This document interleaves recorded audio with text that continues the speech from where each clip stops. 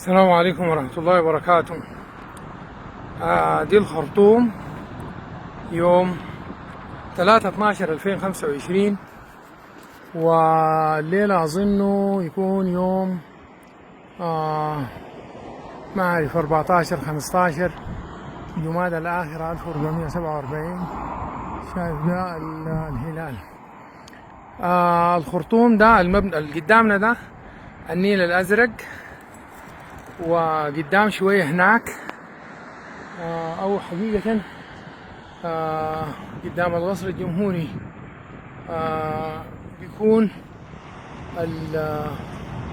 مقرن النيلين، النيل الأزرق والنيل الأبيض. وفي شهر 2-3 كده بيكون النيل الأبيض أبيض والنيل الأزرق أزرق. نحاول نصور لهم الكلام. الخرطوم اللي انتوا شايفينها دي اللي قدامي هناك دي خرطوم نورس أو بحري، خرطوم شمال على الوجه البحري. شايف المباني دي؟ المباني السكنية دي هي الخرطوم بحري، وده بالذات سنتر الخرطوم بحري كويس، اللي هي خرطوم نورس اللي هي شمال الضفة الشرقية الشمالية للنيل الأزرق. هنا عنده انحناء، ومن هنا بيظهر معاي دي الخرطوم. أنا حقيقة في السيتي سنتر في قلب الخرطوم ذات بين النيل الأزرق والأحمر، الأبيض والأزرق. ودي الخرطوم ديك حدودها يمكن داك برج الاتصالات للناس اللي بيعرفوا، اللي هو على الضفة الغربية للنيل الأزرق. ودي الخرطوم. كل المباني اللي انتوا شايفينها دي في مركز الخرطوم، دي في مركز الخرطوم. طبعا دي وزارة العدل وديوان كده. ايوه، فالمباني دي هنا ده سنتر الخرطوم كويس. الكلام ده مهم. دي آثار المعارك هنا، ده سنتر الخرطوم.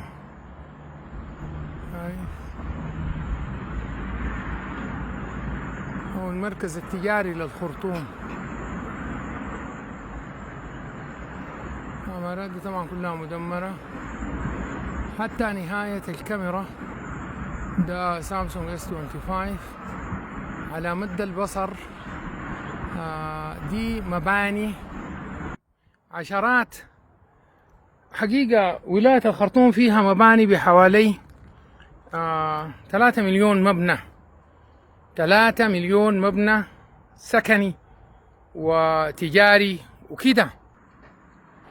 ده الخرطوم في الغروب، وده كوبري المكنمر، ودي من أقدم الكنائس الموجودة هنا. وده باقي الخرطوم. الشايف ويت هناك داك النيل الأبيض. الخرطوم بتقع بين النيل الأبيض والنيل الأزرق، فده حدود الخرطوم من هنا. من الناحية دي جزيرة توتي، وبهناك في ضباب. لو ما في ضباب ديكم درمان هناك، لكن في ضباب شوية. فده مقرن النيلين، النيل الأزرق والأبيض بتلاقوا هنا. وزي ما شايف برضو مد البصر مباني. كل المباني العالية دي في هذه العاصمة كان فيها حوالي 15 مليون نسمة.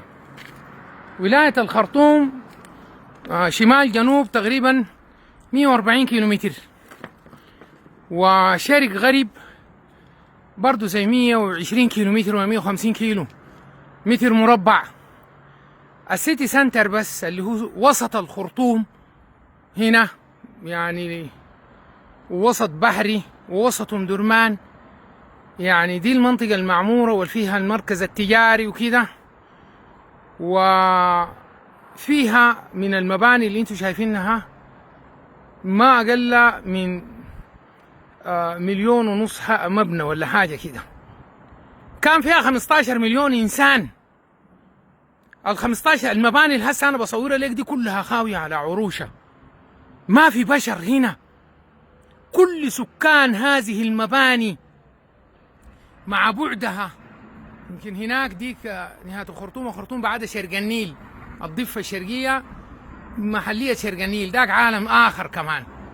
كل هذه العاصمة أخليت من أهلها وسكانها، هجروا عنها تهجيرا قسريا وروعوا، وأخذ ما في أيديهم ونهبوا وطردوا.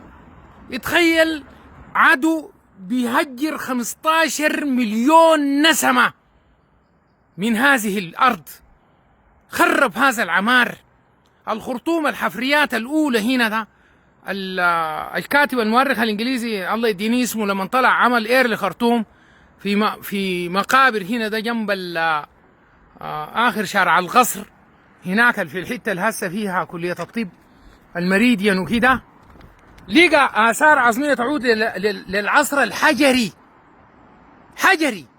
الناس ساكنين هنا لهم أكثر من 7-8 ألف سنة، مقابر مرصوصة طبقات فوق بعضها البعض. 15 مليون إنسان يتهجروا من المنطقة دي، يتهجروا من ولاية خرطوم. دي المباني دي فاضية.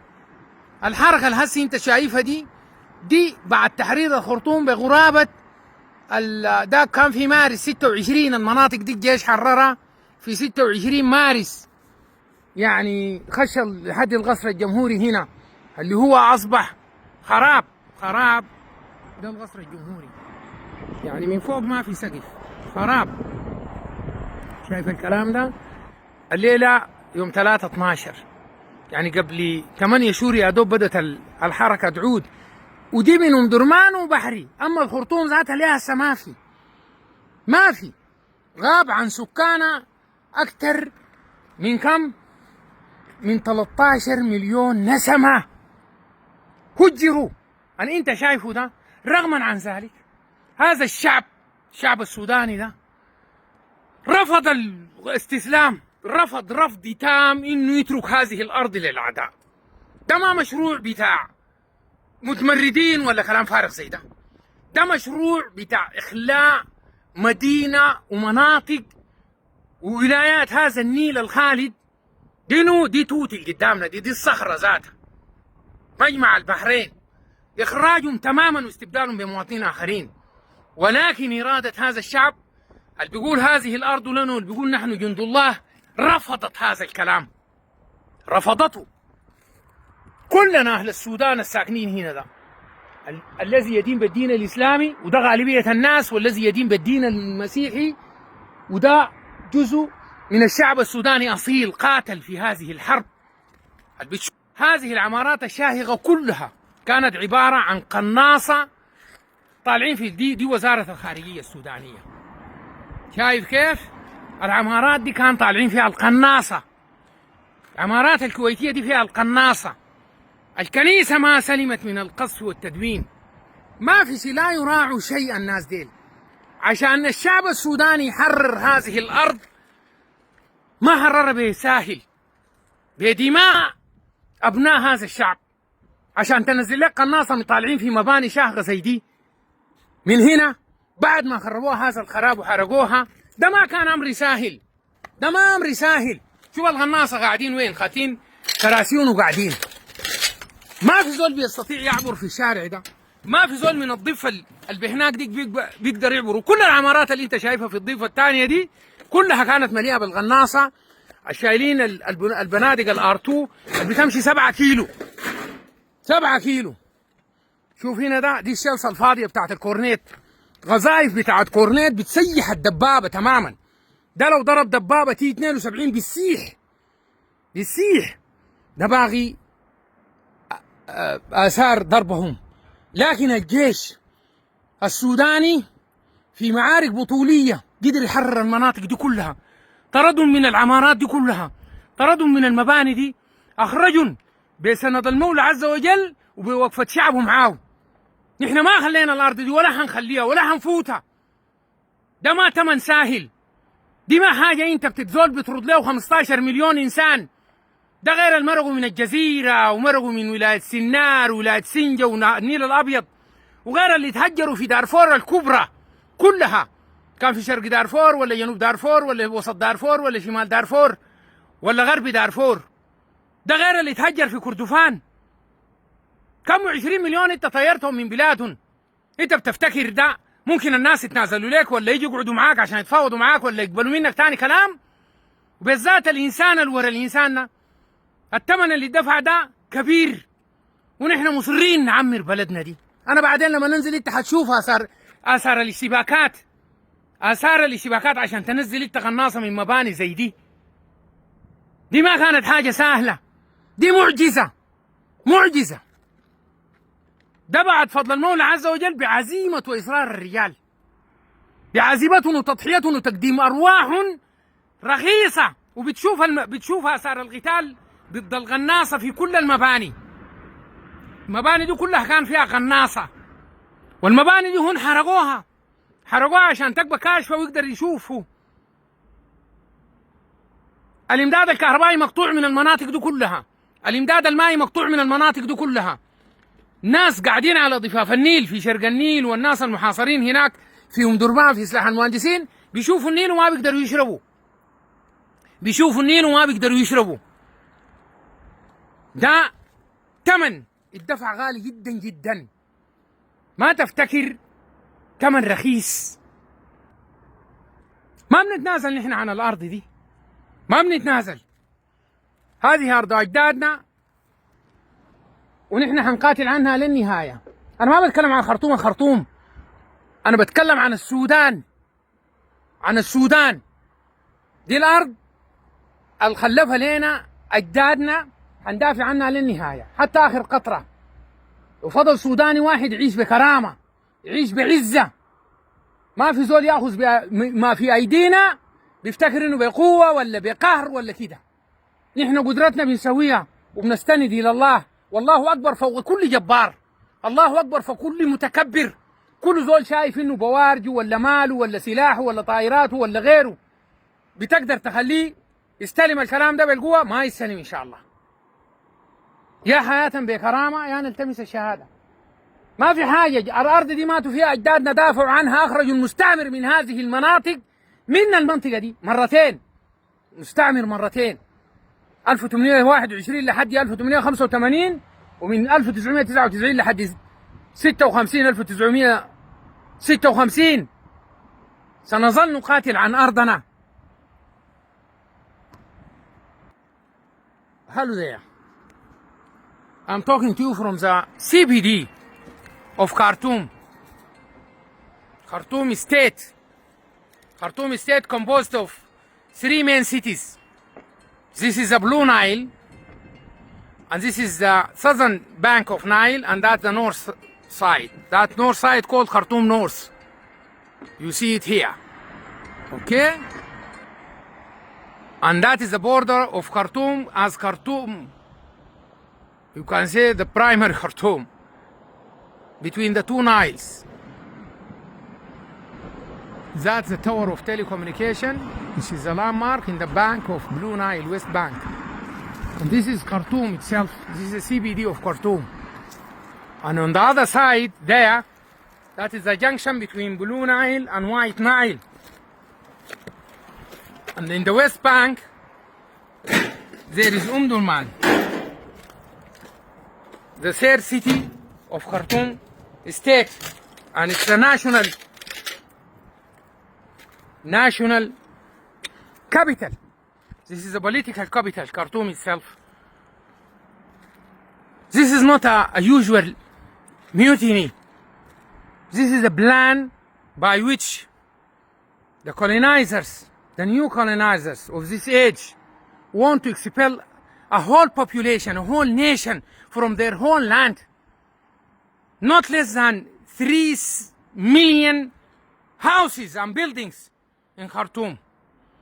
Khartoum is more than 140 times 120 or 130 kilometers. It's bigger than the summation of so many countries together in Gulf.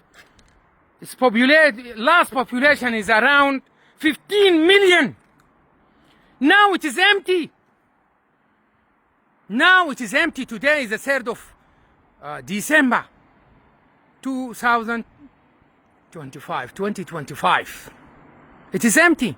There is people return back to Durman, some people to east bank of the river Sherganil, and some to Bahri. But the majority, around 13 million, never get back yet. This is not happening in the history. To expel a whole nation from their homeland.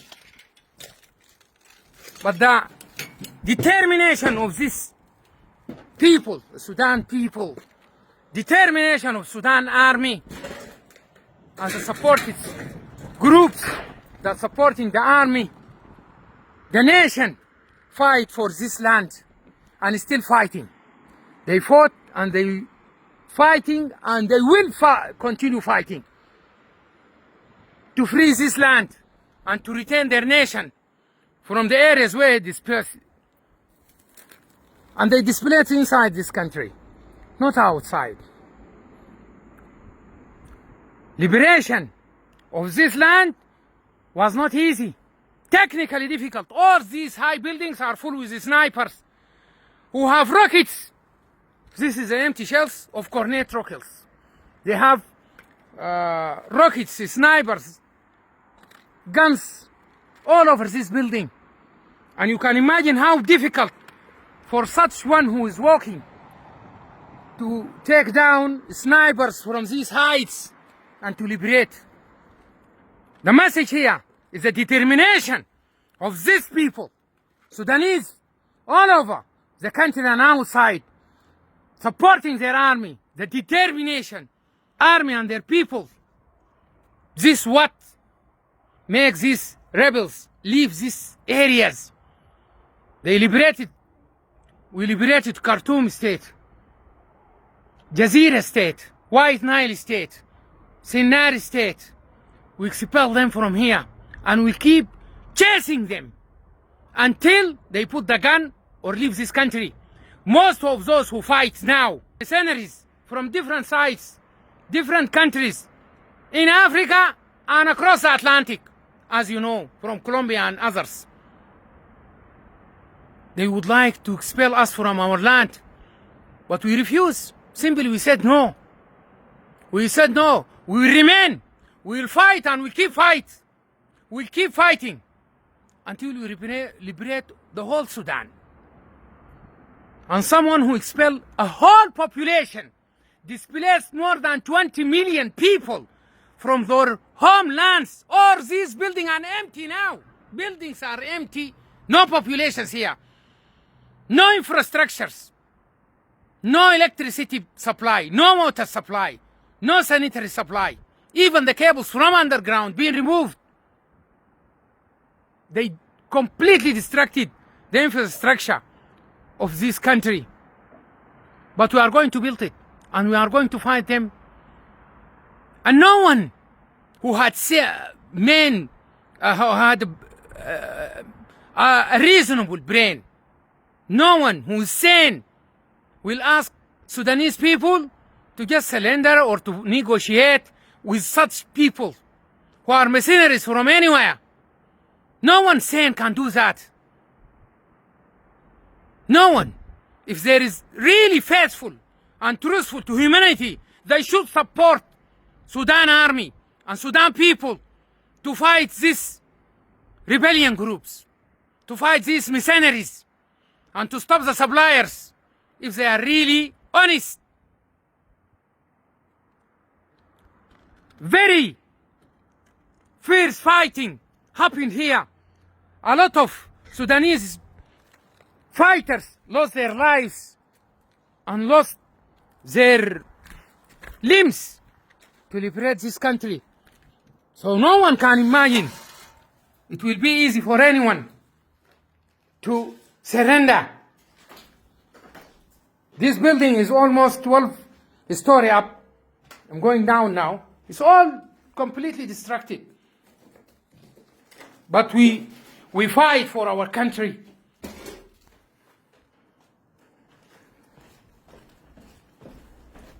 The Cornet shell. Go down sunset is nearby. This is why I need to go down for light, because there's no light here. This building is full of life, full of trade, full of business, and now it's staying like this. They turn it like this.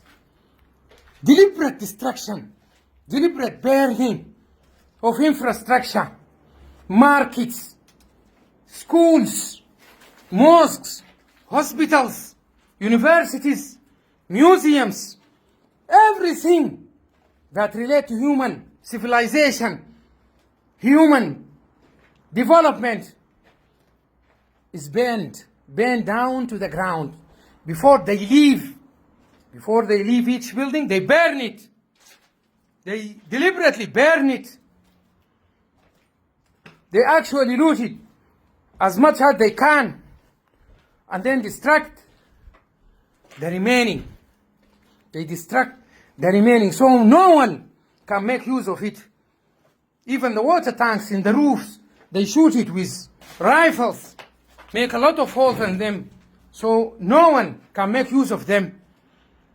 This is not a usual human actions. Happened rarely in the history of humanity. Such things happen rarely in the history of humanity. So do you think peoples like us who fight to liberate the country from such mercenaries and such rebellions, easy to them to just forget about that? Easy to them to sit with these mercenaries, to negotiate, to give them another chance in the future of this country? Does that make sense? Does that make sense to anyone who's really free from conflicts of interest? A lot of peoples, a lot of mediators, they have lots of conflicts of interest. They need this country to be shattered, to be divided, so it is easy for them to make use of unbelievable resources. Unbelievable. The gold reserves is estimated by 3,000 tons. This is the already discovered one. The massive petrol reserve here, more than 10 billion barrels underneath. Gas, cobalt, copper, even our sand, the silicon, the water, the most biggest reservoir of water in Sudan.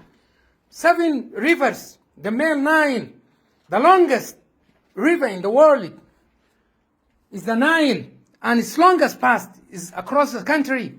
But forget about that. The underwater, the Nubian, Ambara Basin are 10 times each bigger than the Nile water. We have rains in almost all over our country. In the last years, even the far north have floods. The most or the biggest freshwater reservoir in Africa is here in Sudan. Animals. We have millions and millions and millions of animals, cattle, goats, sheep, camels, wildlife. A lot of wildlife here in this country. Whatever resources you imagine, it is here in this country. This is why a lot of people have their own conflict of interest in this country. Trace animals, critical elements, all critical elements are in massive reservoir in Sudan. Uranium and others are here. So few people actually in the world are really human and supported our cause. They support it now by their tongues. A lot of people in Europe, in Asia, and in other parts in Africa get out in demonstrations supporting Sudanese, but they remain lay people. Governmental and official support actually is not that much. Very limited nations support Sudanese in their right to remain in their homeland. We have the right to remain in our homeland. Support us if you are really talking about humanity, about history, about civilization, if you are really caring about that, you have really to support Sudanese people, Sudan armed forces, and help them to get out these mercenaries and to finish this rebellion movement and to rebuild their own country. Anyway, we are determined to fight on our land. We have our own resources. So far, this victory is almost done by determination of people, by inner support. Yes, we have colleagues or friends from some countries who supported us from the neighborhood, but most of the victory is done by Sudanese people. We don't have mercenaries to fight on our behalf. Those who fight on these battles are Sudanese 100%. Sudan armed forces do not hire mercenaries. We have friends who supported us logistically. Thank you for them. But we are going to fight our own fight by own resources to the end.